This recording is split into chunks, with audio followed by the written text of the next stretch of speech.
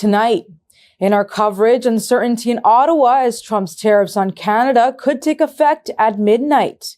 Assalamu alaikum and good evening. This is Muslim News Canada on Muslim Network TV. I'm Aisha Ashraf. Prime Minister Justin Trudeau has met King Charles at Sandringham House today. Trudeau has addressed concerns over Canada's sovereignty amid recent remarks by U.S. President Donald Trump about annexation.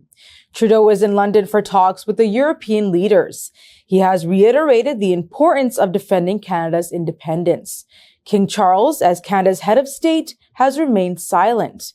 However, Buckingham Palace has stated the issue falls under government jurisdiction.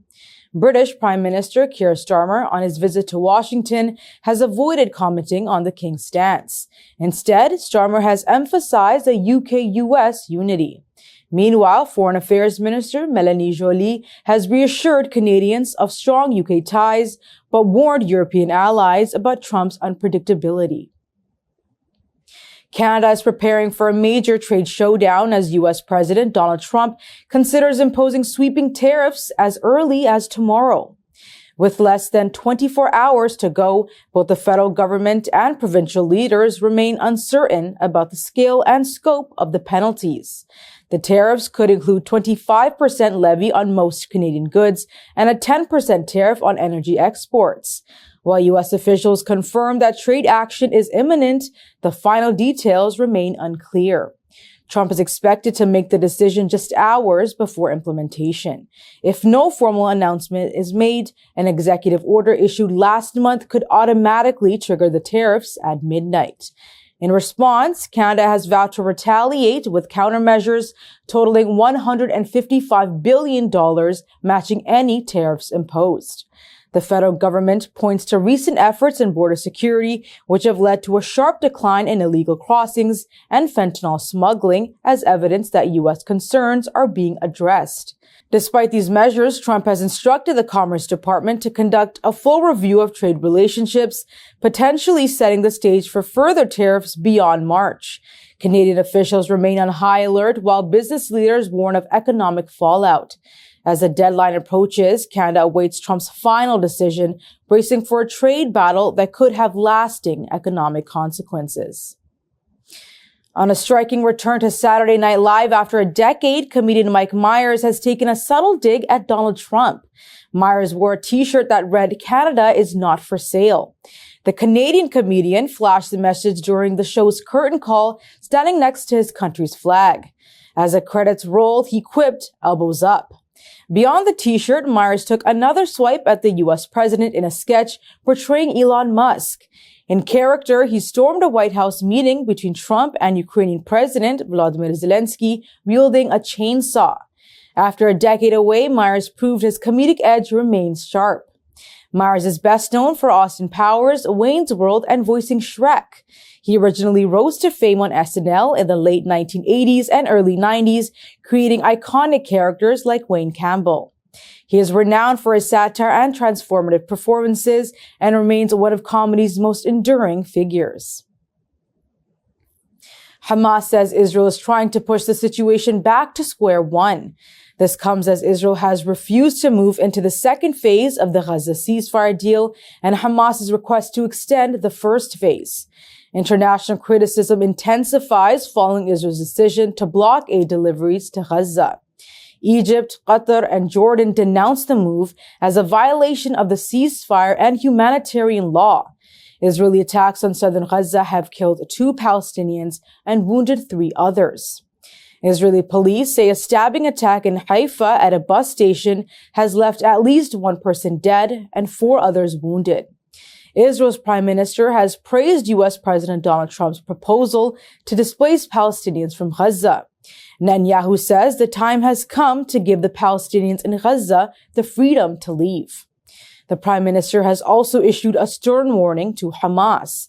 He vows that Hamas would face consequences they can't imagine if hostages are not released. Meanwhile, Israel's former national security minister, Itamar Ben-Gvir, has called for the mass starvation of Hamas and its supporters. Ben-Gvir is urging that the war be resumed with tremendous force and that aid depots held by Hamas be bombed. A debate in the Knesset over forming an investigation committee into October 7th has been postponed. This comes following clashes between security forces and bereaved families and captives in Gaza. The humanitarian toll of Israel's war in Gaza continues to rise. Gaza's media office has revised the death toll to at least 61,709 civilians. More than 111,000 have been injured. British Prime Minister Keir Starmer is rallying European support for Ukraine, calling it a once-in-a-generation moment at a London summit. Starmer says there is a need for Europe to take the lead while securing U.S. backing. He has announced that the UK, France, and Ukraine will draft a peace plan for Washington, with the possibility of more countries joining the coalition of the willing. To bolster Ukraine's defense, the UK will provide £1.6 billion in export finance for air defense missiles. Starmer is urging European allies to increase military spending. European Commission Chief Ursula von der Leyen is also calling for the need for long-term defense investment. Ukrainian President Volodymyr Zelensky welcomes the summit's outcome as a sign of European unity. Despite recent tensions with Trump, Zelensky says he remains open to U.S. talks. Italian Prime Minister Giorgia Meloni, backed by Poland's Donald Tusk, is pushing for an EU-US summit to diffuse tensions. Turkey's Foreign Minister Hakan Fidan has also offered to mediate direct peace talks between Russia and Ukraine. With concerns over waning U.S. support, the EU will unveil a new defense package for Ukraine in Brussels this Thursday. Ottawa restaurants are staying open late to support Muslims observing Ramadan. Eateries like Cafe by Dhruvi's and The Dining Room are offering special iftar menus. Dhruvi's serve a traditional Sri Lankan iftar, including dates, porridge, and a 5-course meal.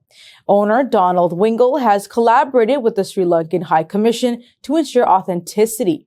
The restaurant also offers vegetarian, vegan, and gluten-free options, as well as private spaces for dining and prayer. Raghid Saeed, a manager at Dhruvi's and a recent immigrant from Dubai, says this is his first Ramadan in Canada. He says the holy month is a time of fasting, prayer, and devotion. For Saeed, sharing meals enhances the spiritual significance of Ramadan. Sarnia's Inn of the Good Shepherd Food Bank is providing ingredients used in Muslim cuisine during Ramadan. The move is supported by a $10,000 grant from Islamic Relief Canada. In addition to regular food items, shelves now include halal chicken stock, dates, and rufsa syrup made with rose water. Islamic Relief's Alan Dantovich is leading the initiative with the help of volunteers. The team has packed 160 special hampers containing rice, flour, oil, and spices to support local Muslim families observing the fast. The initiative ensures those fasting from sunrise to sunset have access to culturally appropriate food without worry. Dantovich says the effort is about both giving and breaking stereotypes, as charity is a core tenet of Islam. Islamic Relief Canada aims to expand similar programs in other cities, reinforcing its mission to support vulnerable communities. That's all from our Toronto studios. Thank you for watching Muslim News Canada. We are a community channel dedicated to bringing you stories you can trust. Please like, share, and subscribe to our content. You can also comment to let us know what you think of our coverage. You can donate now by visiting muslimnetwork.tv/donate. For more content, keep watching Muslim Network TV. Salam.